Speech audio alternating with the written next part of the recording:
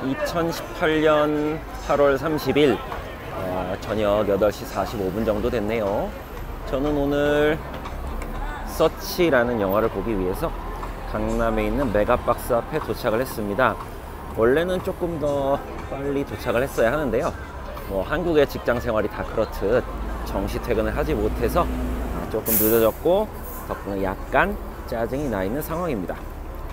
우리는 언제쯤 칼퇴근하고 남의 눈치 보지 않고 자기 스케줄대로 일을 하고 관리할 수 있을까요? 사실은 쉽지 않은 문제라고 생각합니다. 노동자들끼리도 서로 갑질하는 그런 나라인데요. 우리 아직도 은행에 불이 꺼지면, 4시에 은행에 불이 꺼지면 은행원들 퇴근한다고 생각을 하고요. 선생님들은 방학 때 아무것도 안 하고 그냥 월급 받는다고 생각하고 서로 질투하고 욕하잖아요.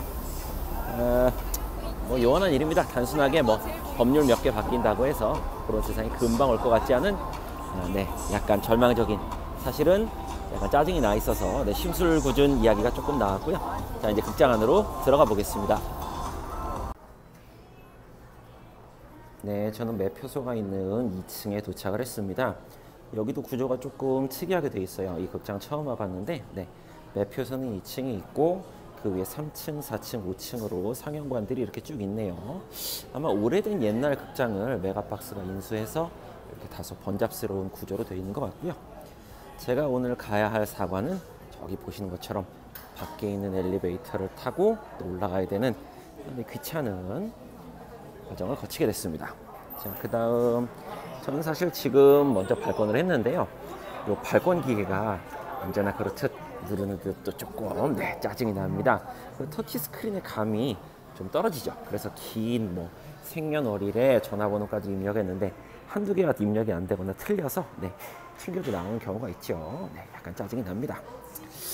자, 물괴는 지난번에 언급을 했던 것 같고, 더넌, 협상, 프레데터, 언제적 프레데터인가요? 박보영 씨랑 김영광 씨는 사실은 그 충청도 농촌을 배경으로 한 학원 러브 코미디? 아니면 청춘 느와르? 이런 거에 예전에도 한번 같이 호흡을 맞췄던 것 같은데요. 요번에도 같은 영화에 또 나오시게 됐네요. 박해일 씨 또 수혜 씨 되게 오랜만에 또 스크린에서 만나볼 수 있을 것 같고요. 자, 갑자기 이런 걸 잡아드리게 돼서 죄송합니다. 근데 엘리베이터 안에 저런 거 이렇게 달아놓으면 조금 무섭지 않나요? 극장이 상영관이 올라가는 데인 줄 알았는데 지하로 내려오네요. 예쁘게 분수도 있고, 극장 로비가 이렇게 있습니다. 여기도 극장 구조가 참 재밌게 돼 있어요. 쭉 와서 또 팜플렛 얘기 조금만 더 해볼까요?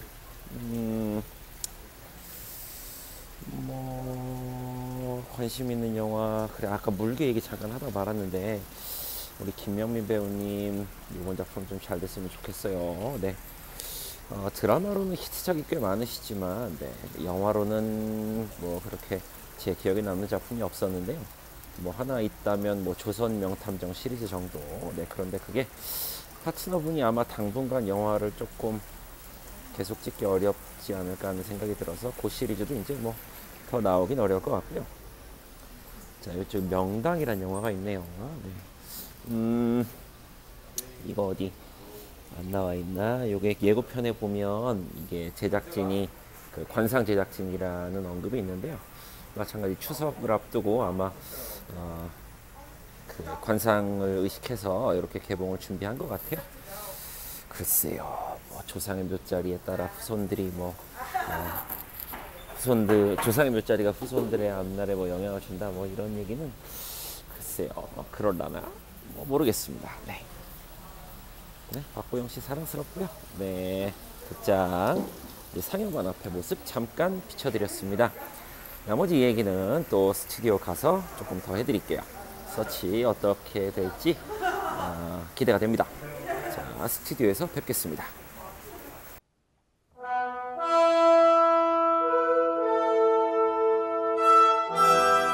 SNS로 헤어진 연인을 찾아본 경험 저만 있는 건 아니시겠죠?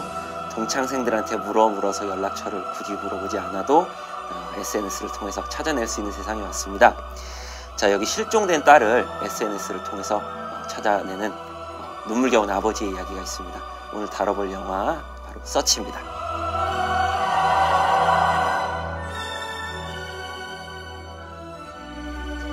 자, 2회차를 맞은 랜선 영진단입니다. 자, 우리 멤버들 소개해드리겠습니다. 반갑습니다. 조카라라고 합니다. 네, 안녕하세요, 기림입니다. 자, 그리고 진행을 맡은 저는 깜세입니다. 자, 오늘 다뤄볼 영화 서치. 네, 3일 전에 개봉해서 지금 아직 스크린에 있는 따끈따끈한, 아까 얼핏 들었는데 극장 점유율 2위라고 들었습니다. 벌써 보신 분도 있고 못 보신 분들도 있겠지만 뭐 따끈따끈한 신작이니까 간단하게 시놉시스랑 영화 관련된 주변 이야기 조금 알려드리겠습니다. 자, 시놉시스 말씀 좀 부탁드릴게요. 네네.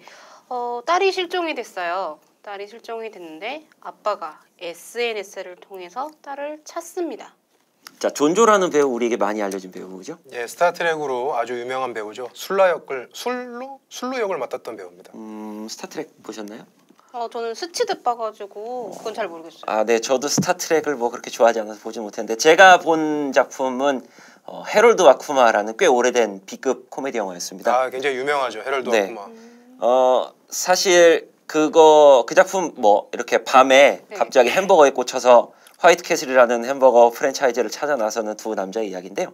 이렇게만 말씀드리면 도대체 그게 무슨 재미로 보는 영화냐고 반문하시겠지만 사실은 그 B급 영화 그 저변에 깔려있는 어떤 인종차별에 대한 코미디 요소가 깔려있어서 예. 생각보다 재밌는 영화입니다. 그거 조금 오래돼서 찾기 힘드시겠지만 한번 보시면 괜찮겠고요. 그 작품 말고는 뭐 이렇게 존조 배우가 딱히 주연을 맡아서 뭐 이끌었던 작품은 되게 오랜만인 것 같아요. 미드에서 플래시 포인트에서 좀 괜찮은 연기를 펼쳤던 배우이기도 하죠. 사실 그 배우가 72년생이랍니다. 엄청난 동안이죠. 네네네. 올해 47? 7. 일곱이군요. 네, 7이네요. 내일 모레 50인 배우입니다. 네, 그래서 이제는 뭐 젊은 역할이 아니라 아버지 역할로 주연을 맡았는데요. 그럼에도 불구하고 되게 뭐 어려 보이는, 젊어 보이는 배우고요. 굉장히 동안이에요, 진짜. 네네네. 사실상 딸 역할 맡은 배우랑 나이 차가 그렇게 크게 나지 않는다 하더라. 그래요? 딸 맡은 배우가 나이는 정확하게 나오지는 않았는데요. 네네. 유부녀라고 합니다. 극 중에서 아마 고등학생인 걸로 제가 기억이 나는데. 네, 맞아요. 대학생인 것 같던데. 아니요, 고등학생. 고등학생이었고, 예, 이제 음대를 준비하는 마지막에 이렇게 삑. 네.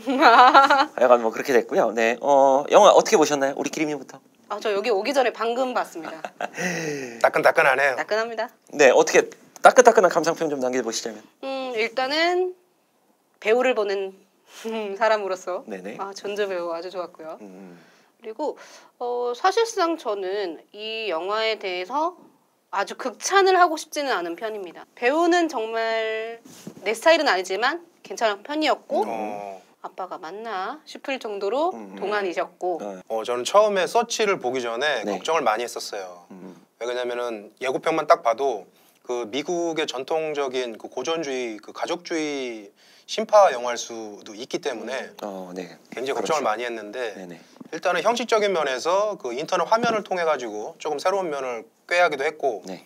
그런 좀 뻔한 클리셰도 많이 나오긴 하지만 그 감독하고 제작자가 그런 부분을 상세하기 위해서 굉장히 그 디테일한 부분도 좀 노력을 많이 한 게 보였기 때문에 예, 그렇습니다. 저는 굉장히 만족하면서 봤습니다. 최소한 이 영화는 배우들이 심파를 하더라도 네. 카메라를 보면서 울진 않아요. 뭐 지난 1회 그 신과 함께와 비교해봤을 때 최소한 카메라를 보고 울진 않습니다. 이게 무슨 얘기냐? 네. 관객의 그 감정을 네. 심리 조작을 하기 위해서 울긴 울었지만 눈물이 앵글에 잡히지 않았죠. 그렇죠. 절대로 배우가 카메라를 보고 직접적으로 울면 안 된다는 게 거의 공식처럼 돼 있는 거거든요, 사실은. 그렇죠. 촌스럽죠. 예. 이제는 그렇습니다. 그 옛날에 그 80년대 뭐 남진 선생님의 미워도 다시 한번 뭐 이런 거 할 때나 썼던 방식이기 때문에 네. 그런 거는 피해야 되는데 서치는 절대 그런 건 없어요. 네네. 그래서 저는 굉장히 만족했습니다.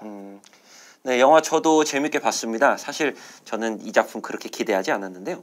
생각보다 재밌었고, 그리고 조금 놀랬던 거는 저는 평일 저녁에 보러 갔는데 관객도 많았고 영화 끝나고 나서 이렇게 극장 안에 상영관에 불이 딱 들어왔는데 관객들의 반응이 굉장히 호의적이었어요. 뭐 재밌다, 기대 이상이었다 이런. 반응들이 있어서 뭐 저만 그렇게 본 건 아니구나 이런 생각이 좀 들었고요. 영화가 좀 독특합니다. 그러니까 뭐 로케이션이 있는 야외에 나가서 카메라가 있고 상대로 배우가 연기를 하는 게 아니라 예. 영화의 상당 부분이 우리가 이렇게 지금 바라보고 있는 모니터나 스마트폰 화면 혹은 CCTV, TV 화면으로만 구성이 돼 있어요. 그러니까 카메라가 어떤 야외나 대상을 비치는 게 아니라 한번 그거를 이렇게 우리가 모니터를 거쳐서 보게끔 돼 있는 뭐 제가 지금 이해를 제대로 하고 있나요? 네. 그렇습니다. 이제 네. 주인공인 존조의 시선을 따라가는 것이 거의 90% 이상 되는 거고 그렇죠. 전통적인 영화 문법을 따르지 않고 좀 파괴하는 부분이 있죠. 요런 작품 이거 말고도 전에 하나 있지 않았나요? 이게 가장 유사한 그 영화가 2014년도에 언프렌티드 친구 삭제라는 영화가 있어요. 맞아요. 공포 영화가 있어요. 한국에서 개봉했었죠. 네. 네, 그 영화도 거의 90%가 화면의 90%가 인터넷 그 모니터 화면이거든요. 네. 그래서 처음에 그걸 보고 나서 이 영화를 봤는데 걱정을 많이 했어요. 여기서 한 발자국 더 나갈 수 있을까? 근데 서치는 그걸 해냈습니다. 해냈습니다. 91년생 감독인 이니시 차칸티 감독이 이걸 해냈어요. 근데 왜 그런가 생각해 보니까 언프렌티드 그 제작자 얘도 팀으로 베크맘 테르레가 있습니다. 다시 한번 말씀해 주시겠습니까? 팀으로 베크맘 테르레가 있습니다. 이분은 그 안젤리나 졸리 나온 원티드라는 영화를 제작하신 분인데 이분이 그 예전부터 영화의 그 전통적인 방식을 이렇게 좀 부시는 거를 좋아하시는 그런 성향을 가지고 계신 분이에요. 그래서 서치도 또 이분이 제작을 하셨고 그래서 아마 이번에 성공한 것 같아요. 네, 좀 재밌었습니다. 전형적인 클리셰를 깬다. 그렇죠. 그런가요? 그러니까 클리셰를 기존에는 깨기만 했었는데 이제는 기존의 클리셰를 흡수도 하면서 또 어떤 부분은 깨고 적절하게 이용한다. 그렇죠. 그래서 밸런스를 좀 맞추는 그 능력치가 좀 올라간 것 같아요. 그래서 이 영화는 충분히 극장에 가서 볼 만한 영화다. 네, 재밌었습니다. 예. 다만 저는 사실 한 30분 정도 지나니까 조금 답답한 느낌은 있더라고요. 그러니까 기존 영화처럼 이렇게 어디 야외나 실내를 카메라가 비추는 게 아니라 계속 모니터를 바라보고 있는 그 느낌이 드니까 네, 그렇죠. 그런 점은 조금 답답했습니다. 연령대가 조금 있으신 관객이시라면은 요거 조금 힘드실 것 같긴 했었어요. 사실상 그렇죠. 그 대한민국에서는 거의 윈도우즈를 많이 쓰잖아요. 네. 네. 근데 이 영화에서는 대부분 OS를 써요. 맥 OS를 많이 비춰주잖아요. 애플 걸 많이 쓰죠. 네, 그래서 이 맥에 익숙하지 않으신 분들은 이게 조금 어렵다. 네, 그렇게 보일 수도 있을 것 같습니다. 그리고 네. 이 영화가 그 미국에서는 그 애플사의 네. A사의 컴퓨터가 되게 보편화가 돼 있잖아요. 네. 그래서 뭐 페이스타임이라든지 이런 게 그렇죠. 굉장히 페이스타임. 보편화가 되어 있어요. 네. 그래서 이게 핸드폰에서 보는 화면을 맥에서도 볼 수 있거든요. 그렇죠. 네, 그 화면이 똑같아요. 같은 걸 볼 수 있어요. 핸드폰에서 내가 전화가 울리는데 맥에서도 같이 전화가 울리거든요. 네. 그거를 이해하지 못하시는 분들은 저게 왜 핸드폰에서도 전화가 오고 컴퓨터에서 전화가 오고 그걸 잘 이해를 못하실 수도 있다는 생각이 좀 들었어요. 그러니까 이 영화는 제가 봤을 때 그 디지털 IT 이 문화에 굉장히 익숙한 사람은 좀 잘 볼 수가 있는데 그렇죠. 연령대가 너무 낮거나 아니면 주인공인 존조보다 나이가 많은 50대 이상은 조금 영화를 보면서 이해하기 어려울 수도 있겠다. 맞아요. 또 그렇죠. 영화는 90분 정도가 거의 그 모니터 화면만 보여주기 때문에 감독은 물론 그거를 최대한 지루하지 않게 하기 위해서 여러 가지 이렇게 배치를 해놨지만 네. 그게 깜새님처럼 지루하게 30분 정도 지나면 충분히 느낄 수 있다고 생각하는데 그런데 그거를 감독이 연출력으로 상쇄를 하는 능력을 보여줍니다. 그러니까 어느 정도 불친절하긴 하지만 감독의 재량으로 이거를 쉽게 풀어내기는 했어요. 그렇습니다. 네. 그리고 디테일한 부분에도 신경을 많이 썼다고 느껴지는 게 그 주인공 아빠가 딸에게 약간 짜증이 난 이렇게 메시지를 보내려고 막 타이핑을 하다가 길게 썼죠. 네, 그러다가 그거를 이렇게 지우는 장면 아니면 이렇게 화낼 때 문장을 마칠 때 느낌표를 찍었다가 그걸 마침표로 다시 바꾸는 장면 요런 맞아요. 디테일 좋았고요. 그리고 그러니까 영화 초반에 그러니까 주인공의 아내 딸의 엄마가 암으로 죽습니다. 그렇게 병에 걸려서 죽어가고 이렇게 서로 이별하는 장면을 보여주는 동안 음악이 되게 좋았어요. 실제로 그렇죠. 네 이렇게 활기찬 가족의 모습을 보여줄 때, 또 병석에 누워 있을 때, 또 이렇게 장면이 바뀌고 분위기가 바뀔 때마다 그거 모니터로만 표현되는 장면이 지르지 않게끔 음악을 되게 잘 썼다는 느낌이 저는 좋았어요. 그 초반 그 5분 설명 장면이 굉장히 잘 연출됐다고 보는 게, 그게 사실은 그 5분 안에 인터넷 화면만 가지고서 그렇게 연출을 해서 이 가족이 얼마나 화목하고 얼마나 관계가 서로 좋았는지를 그 표현하는 게 사실은 그게 쉽지 않은 거거든요. 네네. 근데 그거를 굉장히 공감이 가게끔 네, 잘 해냈어요. 잘 해냈더라고요. 그래서 처음에 그 부분을 딱 보면서 아, 이 영화는 볼만 하겠다 앞으로 그 생각이 딱 들어서 전 좋더라고요. 아, 네. 그거 느끼셨는지 모르겠는데 애기 그 여자 주인공 그 딸이 네. 성장을 하잖아요. 네. 성장을 하면서 OS들도 네네, 맞습니다. 성장을 하는 거 보셨어요? 그렇죠. 처음에는 전화기 모뎀 소리가 나죠. 네, 네, 맞아요. 그러다가 XP로 넘어가고 네. 윈도우 윈도우 7, 세븐 네. 그다음에 맥으로 넘어가죠. 그렇죠.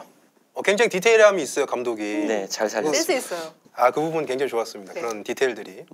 그리고 이제 하나 좀 여쭤보고 싶은 게 있는데, 거기 보면 네. 김치 건보라는 요리를 만드는데 그게 혹시 뭔지 아시는? 저도 잘 모르겠어요. 네. 아마 찜 종류이지 않을까. 나는 김치 샐러드가 볶음 아닌가. 같은 거? 예. 김치 볶음? 그런 류? 네. 음. 하여간 그 극중 주인공이 뭐 영화 배우도 마찬가지입니다만 그 한국계 가족으로 되어 있습니다. 그래서 김치로 만드는 요리 이야기가 잠깐 나와요. 그거 보신 분? 한글이 나오는 거 보셨어요?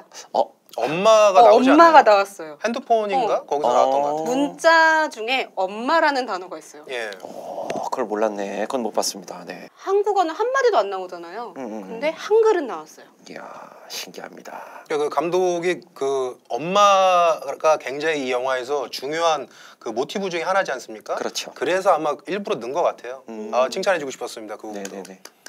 그래서 약간 영화가 그 디지털 파워를 갖다 응원하는 그런 느낌도 좀 있었는데, 그렇기 때문에도 처음에는 이 영화가 유튜브, 페이스북, 애플, 마이크로소프트를 갖다 홍보하는 영화로 남으면 어떡하나 그런 걱정도 좀 했었는데, 기술적인 면에서 앞으로 이 디지털 기술이 우리 삶하고 얼마나 연관돼 있는지를 한번 좀 생각해 보게 되는 계기가 됐던 그런 영화기도 한 것 같아요.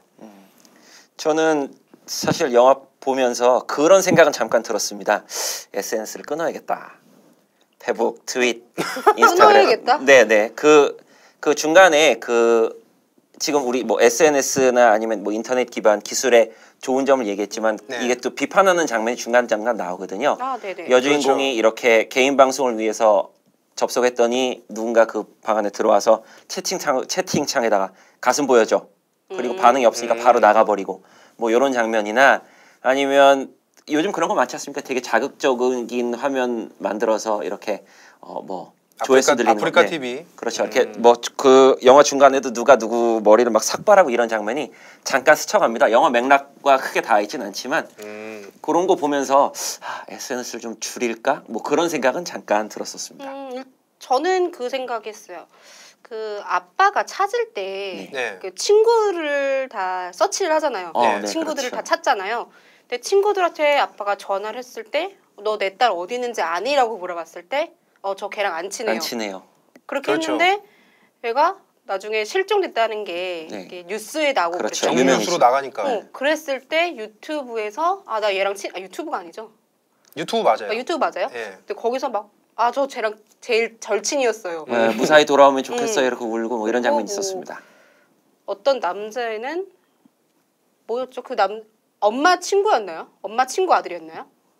엄마 친구 아들이었는데 걔 불쌍하니까 같이 놀아줘라 그렇게 말했다고. 예. 네네 맞습니다. 그런 것도 그런 씬이 있었잖아요. 있었죠. 근데 또 걔도 친했다 그런 식으로 말을 했어요. 그러니까 그게 이 감독이 디지털 기술에 대해서 굉장히 찬양하는 그 기조도 있지만은 한편으로는 네, 그 부작용도 충분히 보여줬다고 SNS의 생각합니다. 부작용에 대해서 굉장히 비판적인 또 시각을 비판을 가지고 했어요. 있더라고요. 그래서 이 감독이 91년생인데 굉장히 의식이 있는 그런 감독이구나라는 생각이 좀 들었습니다. 그래서 이 감독이 딱 그 세대잖아요. 예. 그러니까 디지털화 되면서 뭐 싸이월드 우리 대한민국 기점으로 봤을 때 싸이월드나 뭐 트위터 그리고 페이스북, 예. 인스타그램 뭐 이렇게 쭉 올라가고 있잖아요. 네. 그 세대를 다 거친 세대잖아요. 제가 그렇거든요 지금. 저는 뭐 싸이월드부터 다 했거든요. 그러니까 딱 그 세대예요. 이 세대. 저랑 나이 차가 한 살밖에 차이가 안 나는데 위인지 아래인지는 말하지 않겠습니다. 네, 그렇습니다.